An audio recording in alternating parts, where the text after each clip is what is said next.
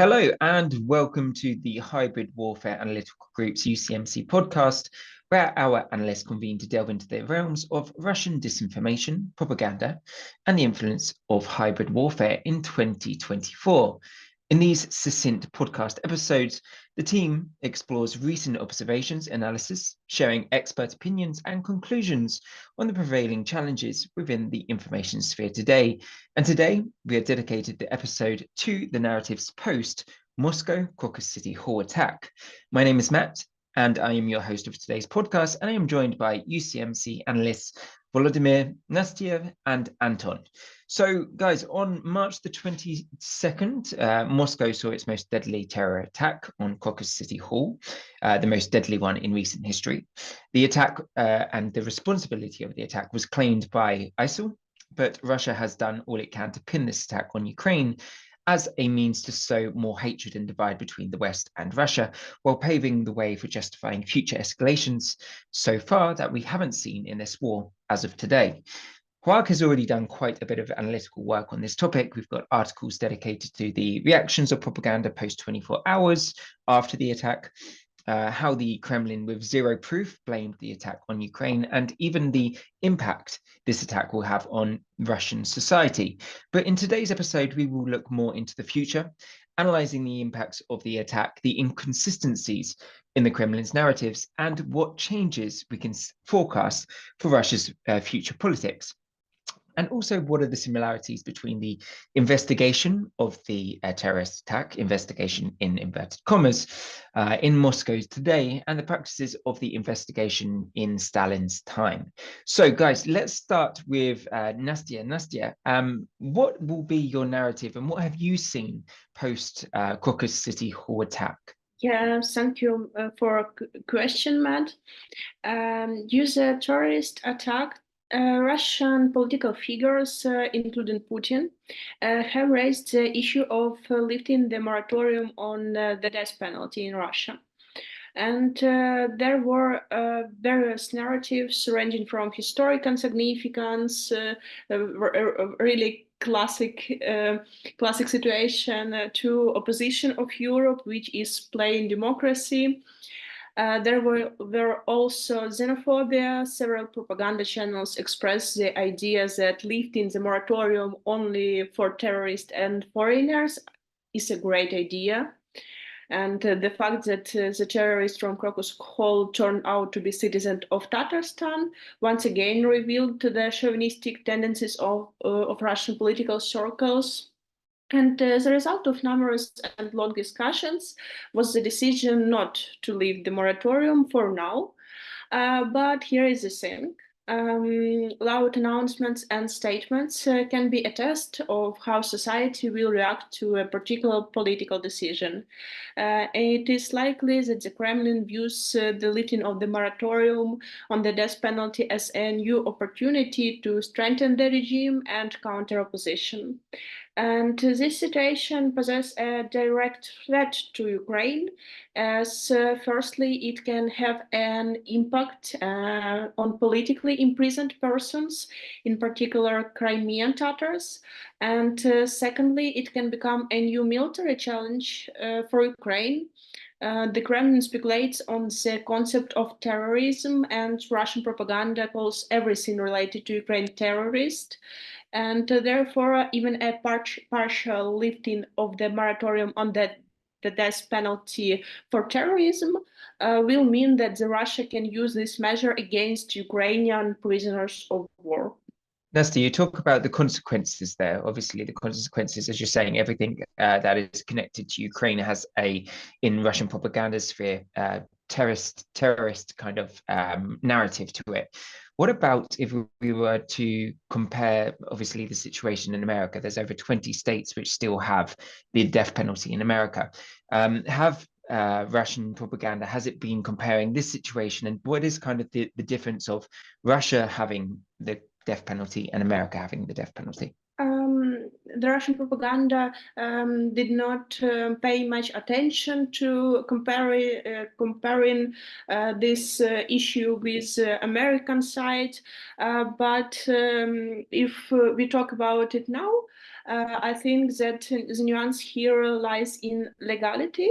As a world society, our goal for global justice should be to punish the guilty and, importantly, to ensure that the innocent are not punished. The judicial system of the USA has been confirming for years that it is capable of this. For example, 78 people were sentenced to death between 1988 and 2018, but only 3 were executed. And the explanation of those numbers is the fact that the procedure requires a long court process, the possibility to appeal the verdict, and the procedure requires the state to be interested in justice as well as judgment. But the situation in Russia is different. Falsification of accusations is a common practice in modern Russia. Therefore, there is no doubt that if necessary to eliminate a politically inconvenient person, the regime of the Russian Federation may resort to physical elimination. And legal judicial procedures in this case would just serve as a cover for imposing the death penalty. Cool. Thank you very much then, Astia.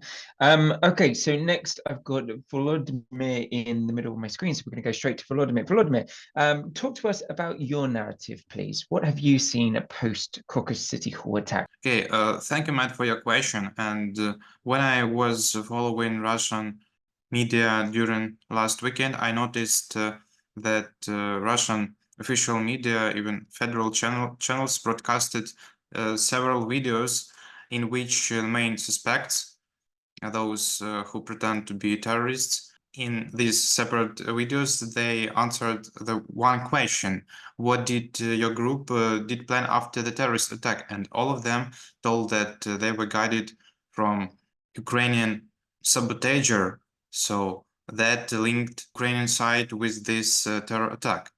And that videos in which obviously these suspects were under pressure, not only psychological but physical.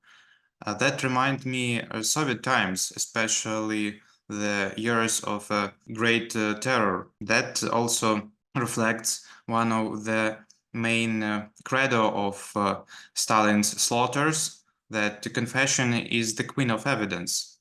That reflects the historical personality of Andrei Vyshinsky, who was a prosecutor general of the Soviet Union in 1935-1939. That was his main credo. Obviously, that during those years of great terror in Soviet Union, confession was given under the most cruel torture, but that didn't bother anyone.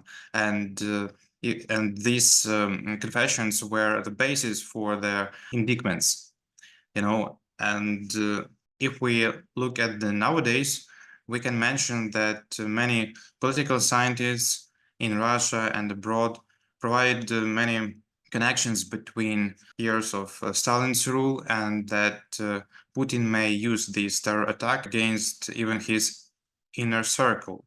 If we link these developments with recent elections, that brings us to the idea that for some reason, given that Russia had not achieved much successes in Ukraine, that may lead Putin to the understanding that he shall reload his inner circle, as Stalin did before the war in 1930s and after the war, when he was preparing Soviet Union for another global conflict.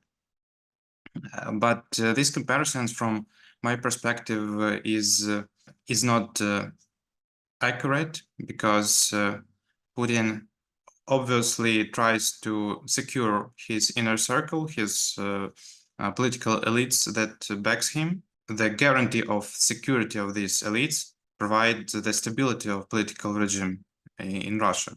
Putin understands that if he will put the blame on security forces, because obviously that they overslept the terror attack after the Western security services informed Russians about preparations by ISIS of the terror attacks in Russia.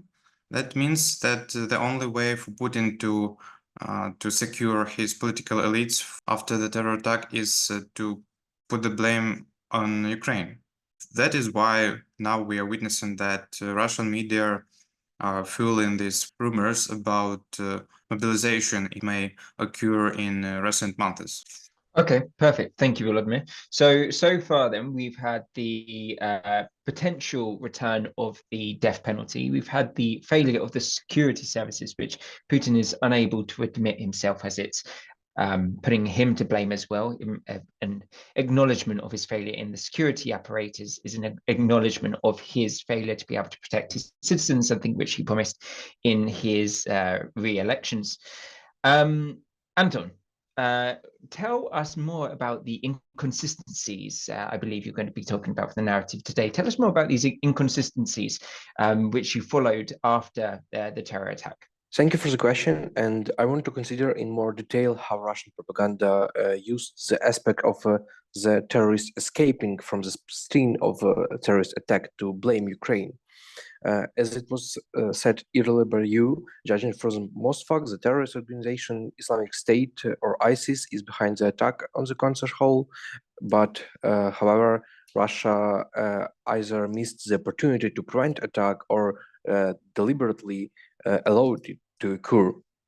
So it is essential to note that the slow reaction of the security forces to the report on the attack, as well as enormous informational noise about the terrorist attack, even from the mouth of the most Kremlin affiliated propagandist.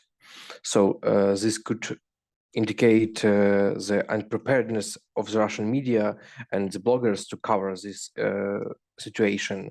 However, even unconsciously, everyone began to look for the so-called Ukrainian trace and Ukrainian hands or somewhat. However, when it became clear that Russian authorities allowed the terrorists to escape as far as the Bryansk region, which is almost 400 kilometers from the place of the attack, reports that the terrorists were moving towards the Ukrainian border, where they were supposed to be received by the Ukrainian side, began to appear much more consistently that previous message about the Ukrainian license plate or Ukrainian bus in all Russian mass media. However, even here, some messages stood out from the general mass. For example, the Belarusian dictator Lukashenko told his journalists that the terrorists were going to enter Belarus. But after the security measures were introduced, they changed their course into the direction of Ukraine. So this message contradicts in all the ways of the Russian authorities, from which we could conclude that the attempts to tie Ukraine to the terrorist attack are still artificial, not real. And in the end, all subsequent statements of the investigative committee about Ukrainian money or something else pursue the same goal, which is really not surprising. Anton, I've got a question about this. Obviously, Russia is one of the most heavily surveillance states in the world. I've been to Russia myself as part of my course at university, and on the underground system, metro, incredible amounts of CCTV cameras. How is it possible for terrorists to get 400 kilometers away from the crime scene? Actually, I want to point out that we cannot know for sure, but still we can assume that the Russian authorities were inclined to allow the terrorist attack to rally the population around authorities. So in civilized societies, after such tragedy, most of the political leaders of relevant departments, such as police or special services would resign, but this is not the situation in Russia, which was said by Volodymyr. And most likely the power structures of Russia knew about the potential attack, but wanted to get an informational excuse to discredit Ukraine and the West. A large part of the Russian Federation resources are directed to the war against Ukraine, so it also could affect the effectiveness of the power security structures. Perfect. Thank you guys very much for today's episode. We'll leave it there because we're running out of time. If you guys want to read any of our articles based on this topic, please head over to the Ukraine Crisis Media